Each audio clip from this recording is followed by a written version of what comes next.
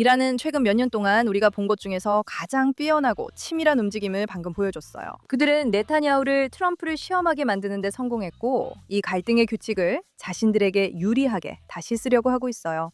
그들의 성공 여부는 아직 결정되지 않은 일들에 달려 있지만, 이를 이해하려면 이란이 무엇을 하려 했는지 먼저 알아야 해요. 이번 주말 뉴스와 실제는 완전히 다른 이야기입니다.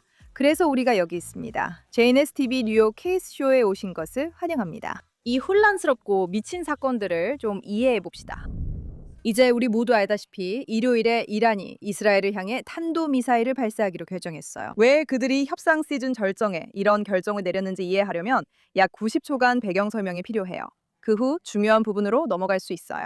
헤즈볼라는 이란의 무장 대리 세력으로 레바논의 상당 지역을 통제하며 사실상 이란 정부의 한 부분입니다. 레바논에 기반을 두고 활동하며 2024년 11월 미국이 중재한 휴전으로 이스라엘 국경에서 철수와 무장 해제에 동의했습니다. 레바논 군대는 헤즈볼라와 충돌 없이 공존을 시도해온 별도의 국가기관이에요. 남부 지역 통제를 맡았지만 두 가지 모두 실현되지 않았어요. 헤즈볼라는 재정비하며 드론과 로켓을 계속 국경 너머로 발사했어요. 2월 말 이란과의 국경 전쟁이 시작되고 호메이니 하메네이 사망 후 헤즈볼라는 목적대로 두 번째 전선을 열고 이스라엘을 크게 공격했어요. 이스라엘도 계속 보복했죠. 헤즈볼라는 이란에게서 직접 배운 전술이 있는데 그 전술은 두 가지로 이루어져 있어요. 휴전으로 전력을 재정비해 다시 싸우고 누가 막기 전까지 얼마나 밀어붙일 수 있는지 계속 시험했어요. 예를 들어 로켓을 몇 발 쏠 수 있을지 등 이런 패턴이 한동안 반복됐어요. 헤즈볼라가 공격하면 이스라엘이 보복하고 이후 이스라엘이 헤즈볼라를 불안하게 하는 행동을 시작했어요. 이스라엘은 헤즈볼라가 불편해할 정도로 레바논 영토 깊숙이 진입해서 제대로 된 완충지대를 만들었고 수도인 베이루트까지 공격하기 시작했어요. 즉 이스라엘은 더 이상 남부의 전초기지들만 상대하는 게 아니라 인프라와 지휘센터, 작전의 핵심부까지 노리기 시작한 거죠. 베이루트 남부 교외에 있는 헤즈볼라의 작전본부인 다히아가 공격을 받기 시작했어요. 이곳은 헤즈볼라의 지도부, 무기 조정, 자금이 모두 관리되는 곳이에요. 다히아를 공격한다는 건 작전의 핵심을 노린다는 뜻이고 이건 이란이 결코 용납할 수 없는 일이었어요. 왜 그런지는 곧 설명드릴게요. 이러한 지속적인 변화와 이스라엘의 헤즈볼라와의 전쟁 격화 때문에 미국이 개입하기로 결정해요. 트럼프는 네타냐후에게 공식 성명보다 훨씬 더 직설적이고 강한 표현으로 전화를 걸어 그만두라고 말했어요. 네타냐후는 공식 발표 대신 비공식 합의를 했어요. 헤즈볼라는 이스라엘 북부 공격을 멈추고 이스라엘은 베이루트를 공격하지 않기로 했어요. 그게 합의였지만 물론 일요일 아침에 헤즈볼라는 어쨌든 이스라엘 북부로 로켓을 발사하기로 결정했어요. 이스라엘은 약속한 대로 다이아에 있는 지휘본부를 공격했어요. 이란은 베이루트에서 공격 시 보복하겠다고 공개 경고했고 실제로 실행해 상황을 완전히 다른 차원으로 끌어올렸어요. 이스라엘 북부 공군 기지에 11발의 탄도미사일 여러 차례 발사됐지만 모두 요격돼 인명피해는 없었습니다. 이것이 사건의 배경입니다. 이스라엘과 헤즈볼라는 이상한 휴전 협상을 진행 중이었고 이로 인해 이란은 조금 불만스러워했어요. 미국은 이란을 달래기 위해 또 다른 합의를 시도했지만 사실 진짜 합의는 아니었고 헤즈볼라는 무시했어요. 이스라엘이 대응했고 이에 이란도 다시 대응했어요. 그 소란 속에서 실제로 무슨 일이 일어나고 있나요? 왜냐하면 그 교환, 로켓 공격, 베이루트 공습, 이란 미사일 등은 외부에서 보기에는 통제 불능의 격화처럼 보였거든요. 하지만 사실 이란은 수년간 준비해온 전략을 실행하고 있었던 거예요. 지난주로 접어들면서 미국과의 핵 협상이 정말 심각하게 교착 상태에 빠졌었죠. 이란은 실제로 트럼프 팀이 이란이 받아들일 수 없는 수정안을 요구한 후 6월 1일에 협상을 중단했어요. 고농축 우라늄 비축량과 호르무즈 해협의 통제권에 관한 변화들이 있었죠. 이란의 반응은 중간에서 타협하는 것이 아니라 오히려 자신의 요구를 더 강화하는 쪽이었어요. 이란은 반드시 해협을 관리해야 하며 우라늄을 미국에 넘기지 않겠다고 고집했죠. 이 시점에서는 모든 세부 사항들이 그냥 소란스럽게만 느껴져요. 한쪽이 뭔가에 동의하면 다른 쪽이 그건 안 된다고 하고 이런 식으로 계속 반복되면서 협상이 계속 지연되고 있죠. 이스라엘이 베이루트를 공격한 후 최고 지도자의 한 고문이 말하길 이제 협상 테이블이 세 번째로 뒤집혔다고 했지만 사실 그게 진실은 아니에요. 애초에 그 테이블은 존재하지도 않았어요. 이란은 핵 합의에 진정으로 관심이 없으니까요. 이 협상을 이해하려면 이란이 훨씬 더 시급하고 졸립이 걸린 문제가 있다는 것도 알아야 해요. 그 걱정은 바로 헤즈볼라의 생존이에요. 4월 휴전 이후로 미국은 그 합의가 이란을 포함하지만 레바논은 포함하지 않는다는 확고한 입장을 유지해왔어요. 즉, 이스라엘은 원하는 만큼 헤즈볼라를 계속 약화시킬 수 있지만 테헤란은 추가 공격으로부터 보호받는다는 뜻이에요. 이란은 처음부터 그 점을 반대해 싸웠고 4월에는 미국이 휴전이나 이스라엘을 통한 전쟁 지속 중 선택해야 한다는 말도 나왔어요. 둘 다 가질 수 없고 여기서 말하는 휴전은 헤즈볼라와의 휴전도 포함돼요. 이란 국회의장은 레바논에서 전투가 계속된다면 어떤 협상도 합리적이지 않다고 말했어요. 최고 지도자의 고문이 이란에서 헤즈볼라 대표들과 만난 자리에서 헤즈볼라를 제외한 어떤 휴전도 무의미하다고 선언했어요. 그런데 왜 이들은 헤즈볼라에 그렇게 신경을 쓰는 걸까요? 사실 그 이유는 꽤 단순해요. 이 프로그램을 한동안 지켜보신 분들은 이미 아시겠지만 이란은 아주 정교한 매뉴얼에 따라 움직여요. 그 매뉴얼의 유일한 목적은 이슬람 공화국의 장기적인 생존이에요. 이기는 것이 중요한 게 아니라 항상 생존이 최우선이에요. 그리고 그들은 바로 이 생존이라는 핵심 원칙을 중심으로 자신들을 구축해왔어요. 생존을 위해 지역의 대리세력 네트워크를 구축해 한 곳이 공격당해도 다른 곳에서 재건하고 보완할 수 있게 했어요. 이걸 놀이공원 두더지 게임처럼 생각해보세요.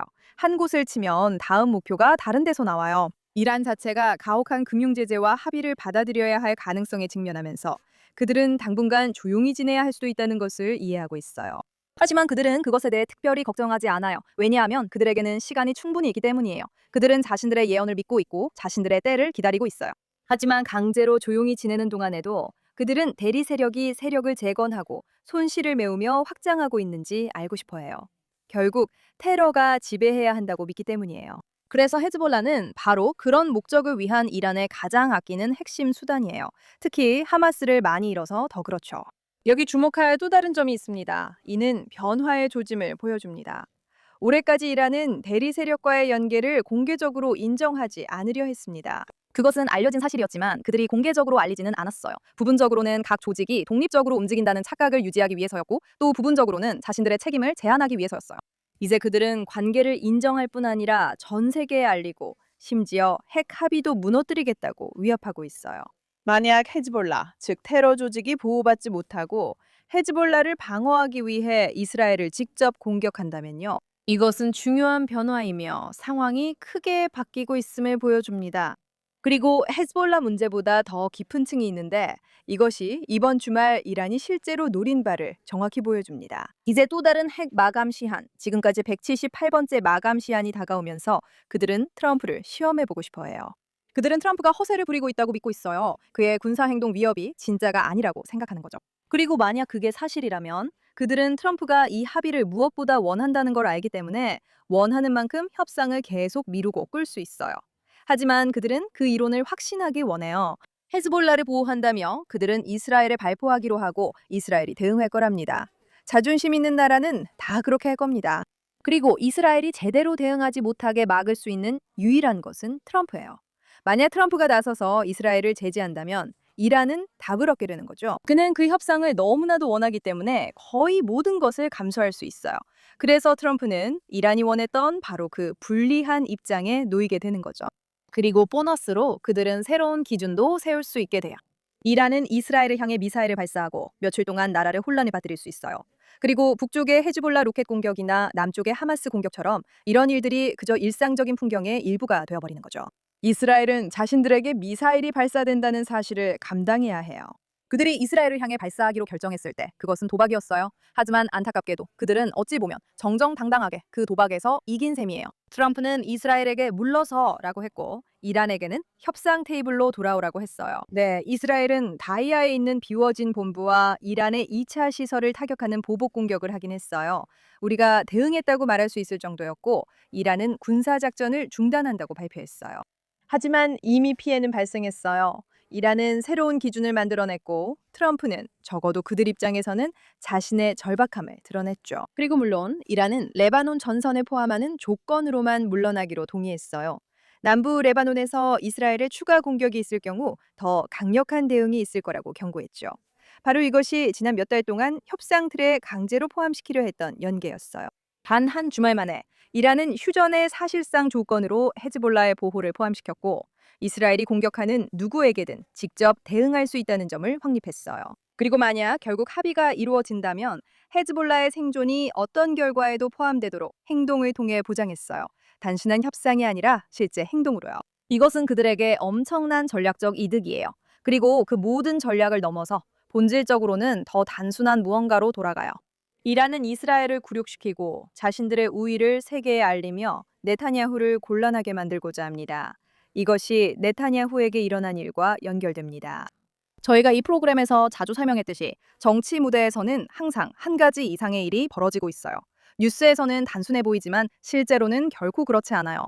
네타냐후 같은 수준의 정치인은 항상 최소한 두 가지를 동시에 저글링하고 있어요. 자신의 정치적 생존과 나라의 생존을 가능하게 하는 국제 관계죠. 네타냐후의 정치적 생존은 그가 이스라엘을 안전하게 지킨다는 주장에 달려 있었어요. 흥미롭게도 이스라엘 유권자들은 매우 분열되어 있습니다. 나라의 절반 정도는 그가 이 나라가 직면한 가장 큰 위협이라고 믿고 있어요. 반면에 나머지 절반은 그만이 이 일을 해낼 수 있다고 믿고 있죠.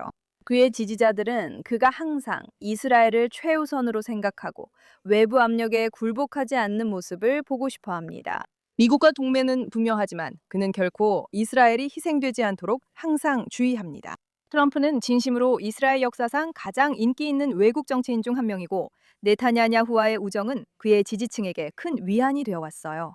함께한 성과와 강력한 동맹, 그로 인한 안도감이 있지만 애정에는 한계가 있습니다.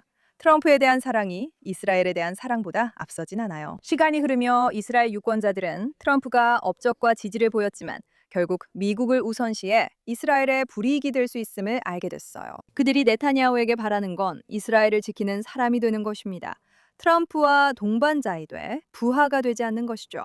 그 차이가 네타냐후 지지층에겐 전부입니다. 트럼프가 네타냐후에게 사실상 물러서라고 전화했을 때 이란은 네타냐후를 빠져나올 수 없는 함정에 빠뜨렸습니다. 이란에 보복을 하자니 지금 협상이 진행 중인 시점에서 트럼프와의 관계가 깨질 위험을 감수해야 해요. 자제하면 이란 미사일이 북쪽에 떨어지는 동안 미국 압력에 굴복한 지도자로 보일 겁니다.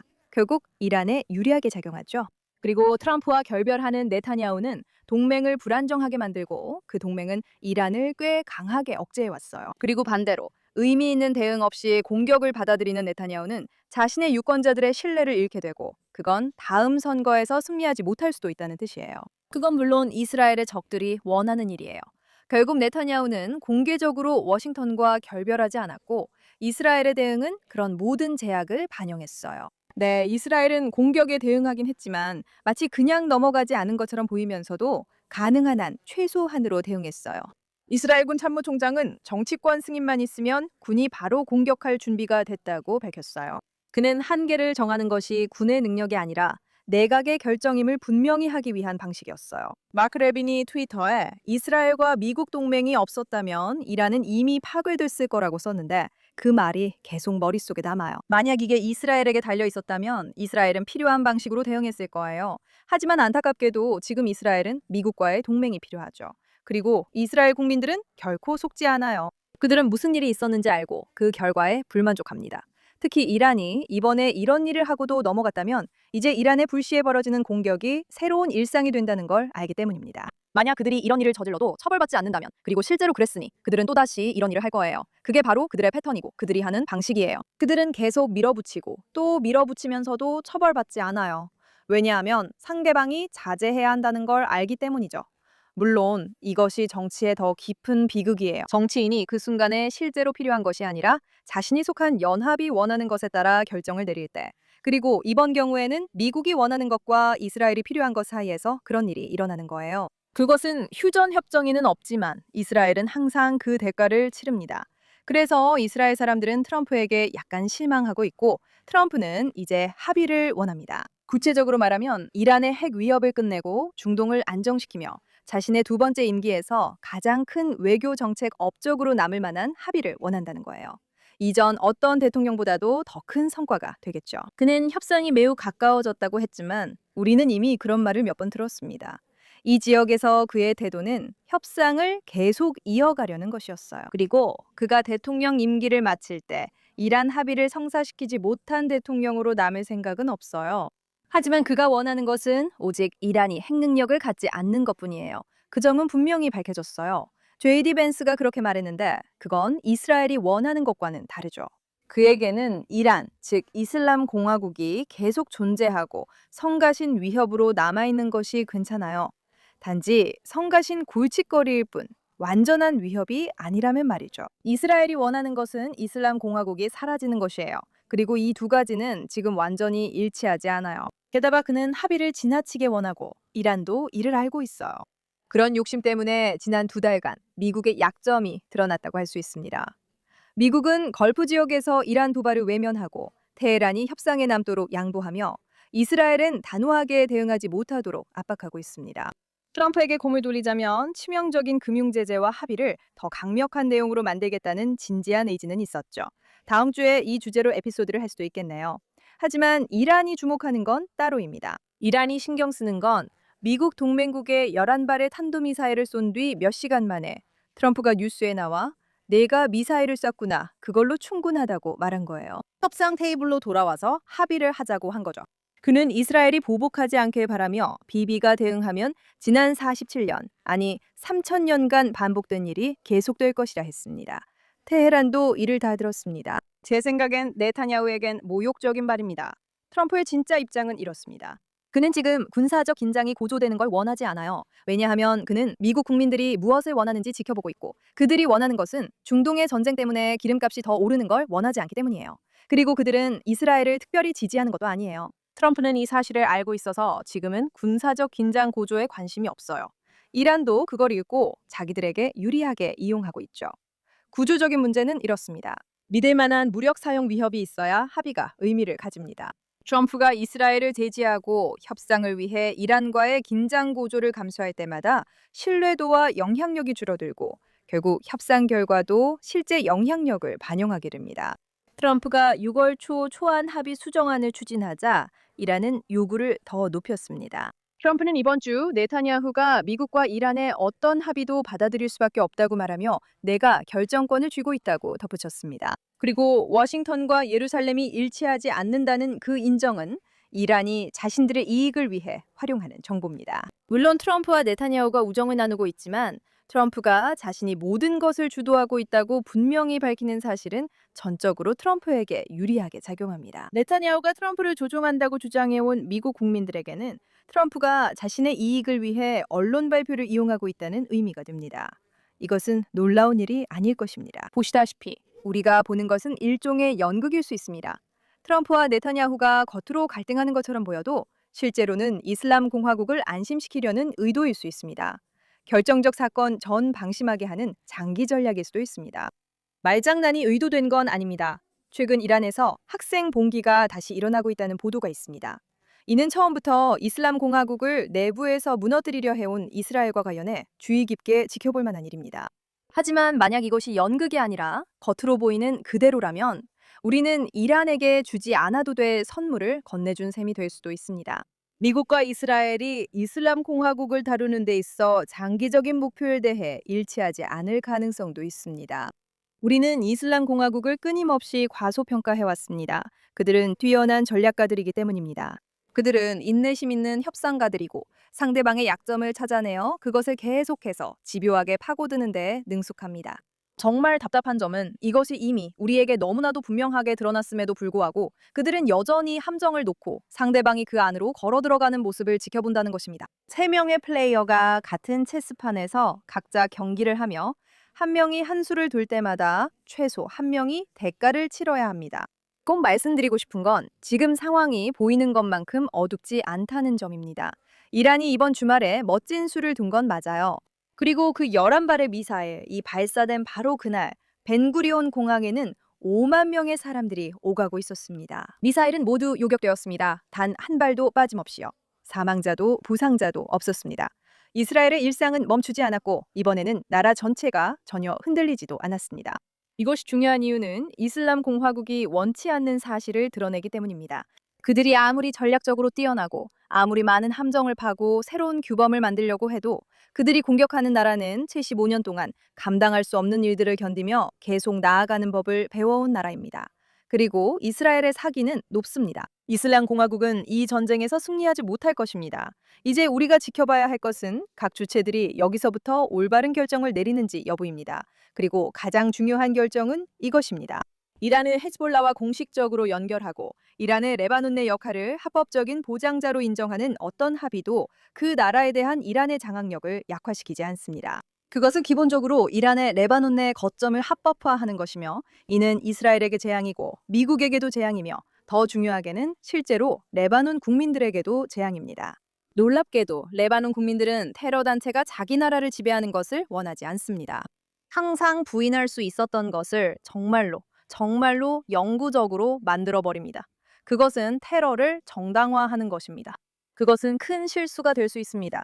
협상에 참여하는 사람들은 자신들이 무엇을 서명하는지 알아야 하며 이는 합의의 사소한 단서 조항이 아닙니다.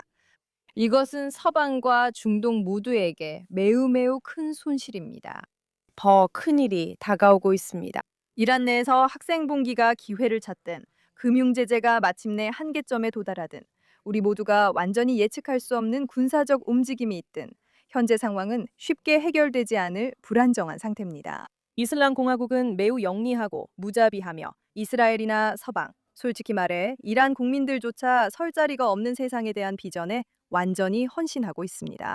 그런 영리함과 파괴에 집착하는 태도의 조합이 바로 그들을 정말 위험하게 만들고 그들과 마주 앉은 사람들이 자신들이 상대하고 있는 것이 무엇인지 더 이상 과소평가하지 않는 것이 반드시 필요한 이유입니다. 제가 말씀드렸듯이 우리는 아직 모든 이야기를 알지 못하지만 계속 지켜보고 있고 함께 이 상황을 이해하려고 노력할 것입니다.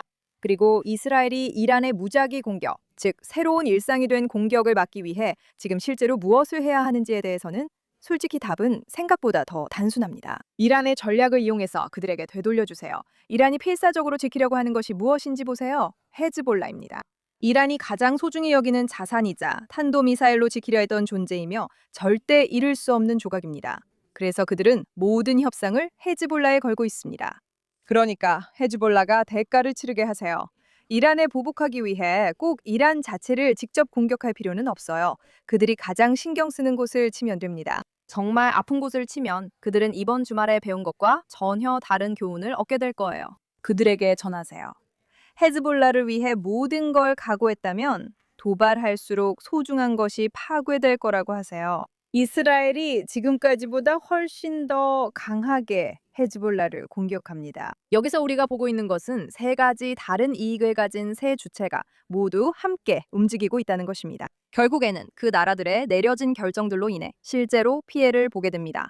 그래서 언제나처럼 이번 에피소드도 기도로 마무리하겠습니다. 우리의 지도자들이 올바른 결정, 현명한 결정을 내리기를.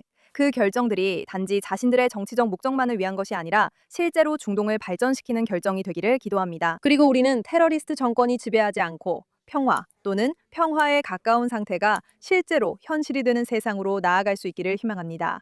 저는 아이라 K입니다. 다음 시간에 뵙겠습니다.